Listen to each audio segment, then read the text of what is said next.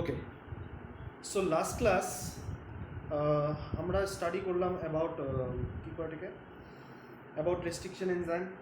তারপরে তোমরা restriction enzyme দিয়ে কাটার পর ফাইনালি তোমায় কী করতে হবে, তোমাকে দেখতে লাগবে যে সেটা কাটছে কি না। সেটাও আমরা দেখলাম কিভাবে আমরা ডিএনএটাকে সেপারেট করলাম with the help of agarose gel electrophoresis. এইখানে আমরা ডিএনএটাকে আলাদা করার পর সো আমাদের আইডেন্টিফিকেশন অ্যান্ড আইসোলেশন, আমাদেরকে জিনটাকে আইডেন্টিফাই করা যে কোন জিনটা আমাদের দরকার, that is a gene of interest. At the same time আমরা সেটাকে আলাদা করে নিয়ে আসলাম with the help of this restriction enzyme. ঠিক আছে, আলাদা করলাম। ফাইনালি আলাদাটা কীভাবে জানলাম? With the help of this agarose gel electrophoresis, যেটাকে বলা হয় সেপারেশন অফ ডিএনএ মলিকুল। এইখানে আমরা শিখব cloning vectors in this class. So তোমাকে কি করতে হবে, এই যে ডিএনএটা যে আলাদা করে নিয়ে আসলা, সেটাকে তোমাকে অন্য একটা অর্গানিজমের ভিতরে, এমন একটা অর্গানিজমের ভিতরে ঢুকাইতে হবে যে অর্গানিজমটার রেপ্লিকেশন খুব ফাস্ট হয় বা তার সেল ডিভিশন খুব ফাস্ট হয়। For example certain bacteria, viruses, তাদের মধ্যে কি হয়, তোমার রেপ্লিকেশন বা তোমার সেল ডিভিশন খুব ফাস্ট হয়। এমন কোনো অর্গানিজমকে তোমাকে বাছে নিতে হবে। ঠিক আছে, সো তার জন্য তোমাকে জানতে লাগবে what are cloning vectors. So what are cloning vectors? Cloning vectors are certain DNA molecules where the gene of interest is where sorry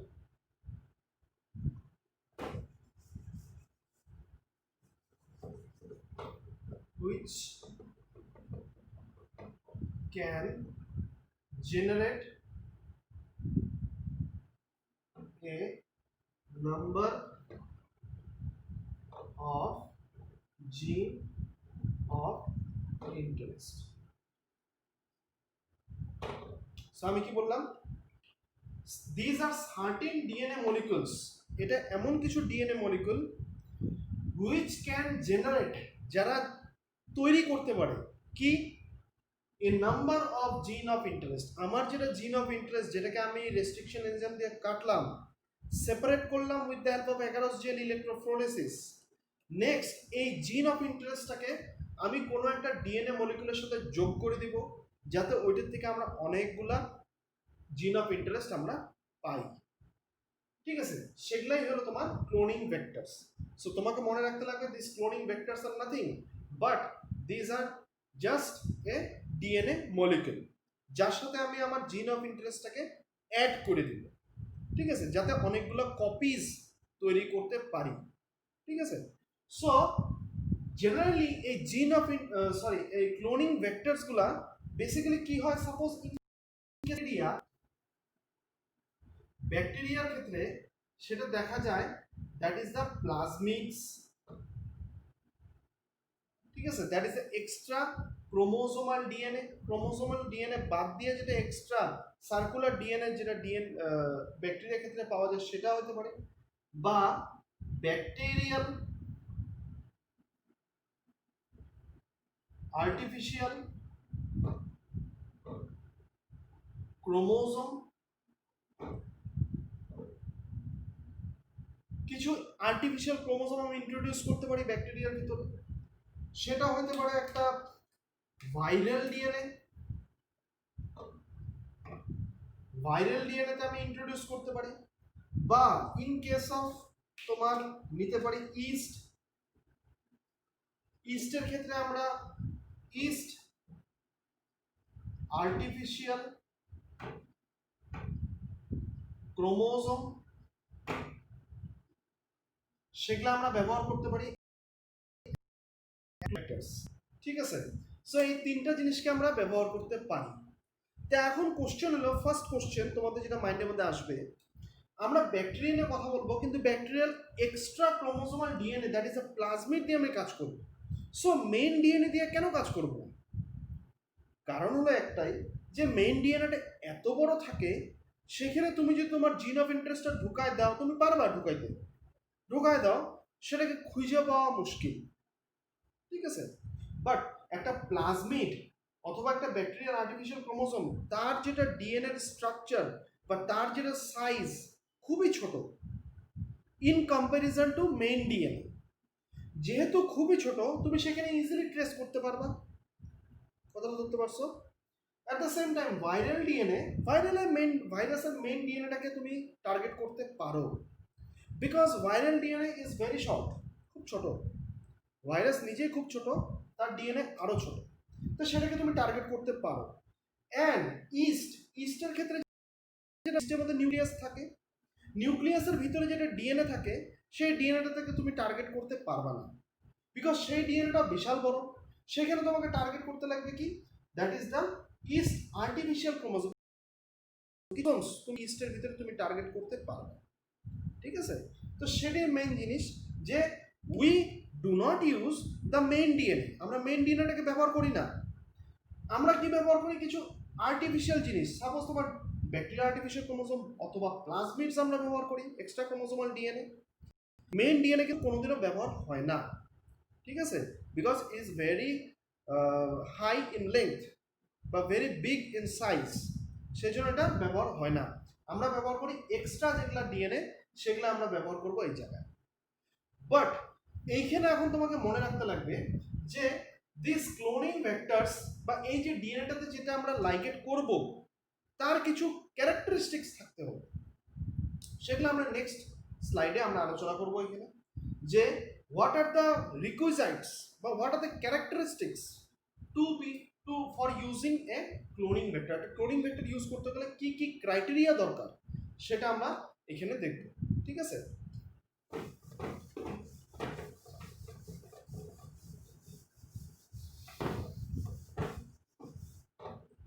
So first criteria, origin of replication or ORI. First criteria.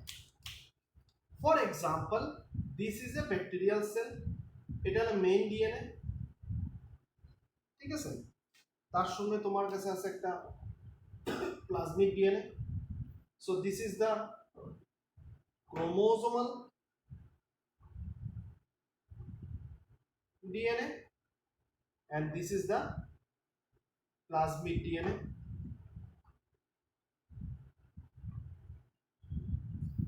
ঠিক আছে? কিন্তু আমরা target করি এই জিনিসটাকে। Why? Because it is very short in length. So এটাকে যদি আমরা বড় করে নিয়ে দেখি, আমরা দেখতে পারবো স্ট্রাকচারটা এরকম পাবো।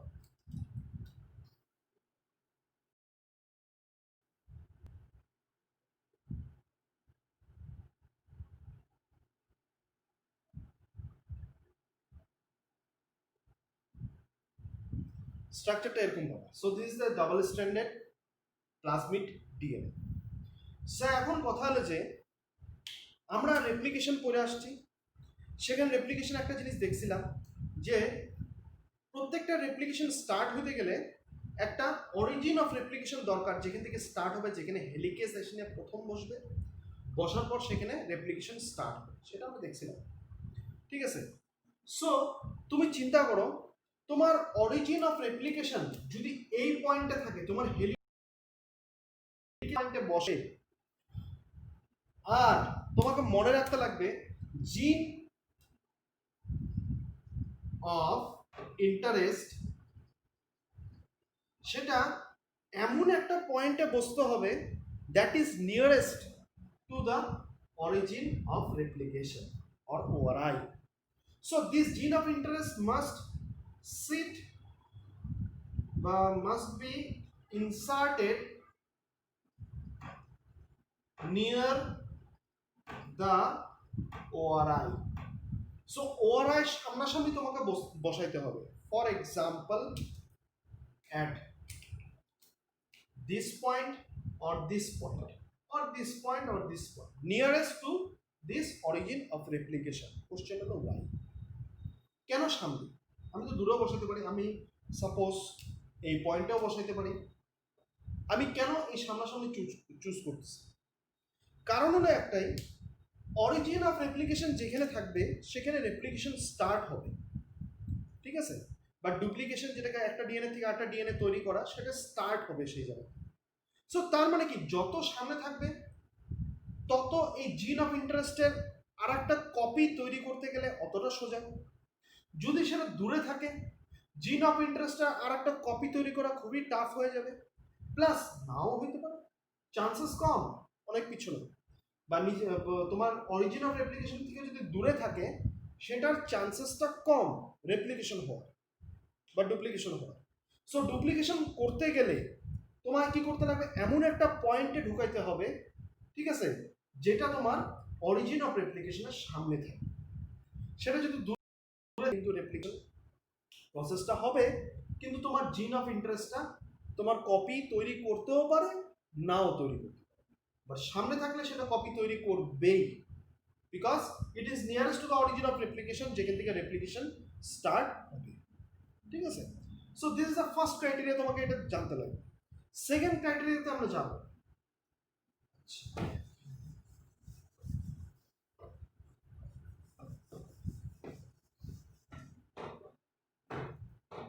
Number 2, selectable marker. Selectable marker. So তুমি জানো যে আমি আগেও বলছিলাম যে কোনো একটা জিন, এই টোটাল খেলাটা একটা অ্যাপেন্ডক টিউব, ছোট একটা টিউবের ভিতরে হয়, সেটা আমি বলছিলাম। টিউবের ভিতরে লিকুইড কি হইতেছে তুমি কিছুই জানো না। তুমি কাটছে কিনা সেটা জানার জন্য তোমাকে কি করতে হবে, তোমাকে কি কয়, কোনো একটা 11 জেল ইলেকট্রোফোরেসিস করতে হবে। বাট এইখানে তুমি কিভাবে জানবা যে সাপোজ তোমার জিন অফ ইন্টারেস্ট, যেটা জিন অফ ইন্টারেস্ট, সেটা আলটিমেটলি তোমার পজিশন মতে ঢুকলো কিনা, তুমি কিভাবে জানবা? সো সেটা জানার জন্য তোমাকে কিছু মার্কার্স ইউজ করতে লাগবে, যেগুলোকে বলা হয় সিলেক্টেবল মার্কার্স, ঠিক আছে? So you have to use certain selectable marker, যে তোমার ডিএনএটা জায়গা মতন বসছে কিনা, ঠিক আছে? সেটাকে জানার জন্য you have to use some selectable markers. আর আমরা সিলেক্টেবল মার্কার হিসেবে আমরা ব্যবহার করি certain antibiotic and antibiotic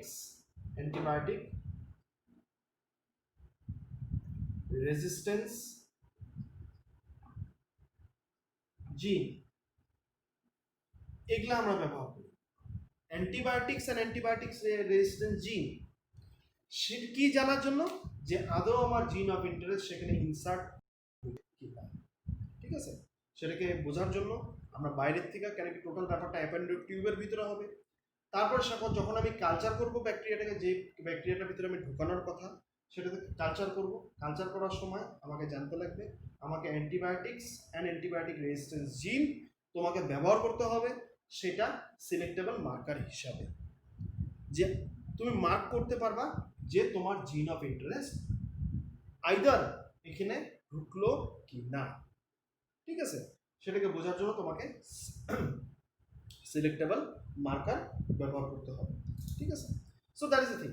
so এইটা দিয়ে কিভাবে করে আমরা একটু পরে দেখতেছি, যে অ্যান্টিবায়োটিক্স এন্ড অ্যান্টিবায়োটিক দিয়ে আমরা কিভাবে মার্ক করব, আমরা একটু পরে দেখি। একদম ইজি প্রসিডিউর, আমরা একটু পরে দেখব উইথ অ্যান এক্সপেরিমেন্ট। একটা এক্সপেরিমেন্ট করব, তার সঙ্গে আমরা দেখব, ঠিক আছে? সো এটা হলো second criteria.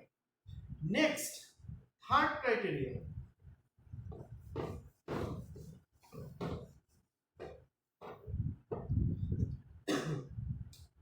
Number 3, cloning site. Cloning site, this is the third criteria, তোমাকে মনে রাখতে লাগবে। সো সেটা কি, ইফ তুমি চিন্তা করো তোমার জিন অফ ইন্টারেস্টটা এইখানে ঢুকাইতেছো, ক্লোনিং সাইট ব্যাপারটা কি? ক্লোনিং সাইট হলো যে জায়গাটা তুমি ইনসার্ট করবা, So cloning site, it is also known as recognition site. It is also known as recognition site. ব্যাপারটা কি, রিকগনিশন সাইট হলো এমনই একটা জায়গা, সাইট মানে একটা জায়গা। So this is at certain place where you can insert your gene of interest, ঠিক আছে। সো ক্লোনিং সাইট বা recognition site is the place to insert the gene of interest. So তুমি যেই জায়গাটার মধ্যে তুমি তোমার জিন অফ ইন্টারেস্টটা তুমি ঢুকাবা সেই জায়গাটাকে বলা হয় recognition site or cloning site. So এখন কথা হলো যে recognition site or cloning site তোমাকে দেখতে হবে। ফর এক্সাম্পল, একটা প্লাজমিডের যদি 10টা ক্লোনিং সাইট হয়, তুমি চিন্তা করো যে একটা প্লাজমিডের যদি 10টা রিকগনিশন সাইট হয়, তার মানে কি 10 জায়গায় যায় নিয়ে বসবে? সো তোমার বাইরের থেকে ট্রেস করাটা মুশকিল হয়ে যাবে, ঠিক আছে। Plus at the same time তুমি যে প্লাজমিডটা নিয়ে তুমি কাজ করতেছো সেখানে তুমি কোন একটা জিনিস ইনসার্ট করতেছো, so you are manipulating the DNA. So যখনই তুমি ম্যানিপুলেশন করবা, সেই ম্যানিপুলেশনটা যদি খুব বেশি হয় তখন এটা চান্সেস অফ সার্ভাইভাল কমে যাবে। কথাটা ধরতে পারছো? সো এই ব্যাকটেরিয়াটা হয়তো বাইচা নাও থাকতে পারে। তখন তুমি যেই ব্যাকটেরিয়ার ভিতরে ঢুকাবা, যেখানে চেঞ্জেস খুব হিউজ হচ্ছে, সেখানে তোমার প্রবলেম খুব বেশি। সো রিমেম্বার, তোমার ক্লোনিং সাইট এরকম হতে লাগবে, there must be only one cloning site. So cloning site যদি একটা থাকে তাহলে তুমি ইজিলি ট্রেস করতে পারবে যে হ্যাঁ, তুমি জানো যে তোমার এই টোটাল ডিএনএটাতে সাপোজ এই জায়গাটার মধ্যেই শুধু বসবে, অন্য কোনো জায়গায় বসবে না, তো তুমি এই জায়গাটাকে কিন্তু ইজিলি ট্রেস করতে পারবা। আর এ কি করবে, তোমার যে ব্যাকটেরিয়াটার ভিতরে আবার প্লাজমিডটা ঢুকাবা সেই ব্যাকটেরিয়াটাকে হ্যাম্পার বেশি করবে না। But at the same time যদি তোমার ক্লোনিং সাইট অনেক বেশি হয় তাহলে তুমি কিন্তু তোমার ডিএনএটা ডিস্ট্রয় হয়ে যেতে পারে, ঠিক আছে। সো তোমাকে সেটা মনে রাখতে লাগবে যে তুমি এমন একটা ভেক্টর নিয়ে কাজ করতে হবে যার ক্লোনিং সাইট খুব কম, ইট মাস্ট বি 1। যদি ক্লোনিং সাইট 2 হয় খুব একটা ফ্যাক্টর না, কিন্তু সার্ভাইভাল চান্সেস আস্তে আস্তে কমতে থাকে যত তোমার ক্লোনিং সাইট বাড়তে থাকবে, আর তোমার টোটাল জিনিসটা খুব হিউজ হয়ে যাবে তোমার জন্য স্টাডি পারপাস, ঠিক আছে। So remember, so this cloning site must be 1 or 2, ঠিক আছে, to insert your gene of interest. যদি জিন অফ ইন্টারেস্ট বিভিন্ন জায়গায় ঢুকে যায় তাহলে কিন্তু প্রবলেম হবে। সো যাতে কমপ্লেক্স প্রসেসটা কমপ্লেক্স না হয় তার জন্য তোমার ক্লোনিং সাইট একটা কি দুইটা চুজ করতে হবে। So this are the 3 factors. Next স্লাইডে আমরা দেখব যে তোমাকে সরি এক সেকেন্ড, তোমাদেরকে একটা কোশ্চেন জিজ্ঞেস করতে পারে যে what are the requisites for a cloning vectors. তো তোমাকে ক্লোনিং ভেক্টরস কি সেটা জিজ্ঞেস করবে, তার রিকুইজিটস কি? রিকুইজিটস একটা হলো তোমার অরিজিন অফ অ্যাপ্লিকেশন, সেকেন্ড হলো তোমার সিলেক্টেবল মার্কার, এন্ড থার্ড হলো তোমার ক্লোনিং সাইট। সো এই তিনটা জিনিসকে তোমাকে মেনটেন করতে হবে। এখন নেক্সট আমরা যেটা দেখব that is a selectable marker দিয়ে যেটা বললাম, নেক্সট পেজ বা নেক্সট স্লাইডে আমরা দেখব যে সিলেক্টেবল মার্কার ব্যবহার করে আমরা কিভাবে বুঝতে পারি। অ্যাট দ্য সেম টাইম একটা আলাদা একটা এক্সপেরিমেন্ট দেখব যেটাকে তোমাদের বইয়ের মধ্যে আছে ইনসারশন আর ইনঅ্যাক্টিভেশন, সেটাও আমরা দেখব অ্যাট দ্য সেম টাইম।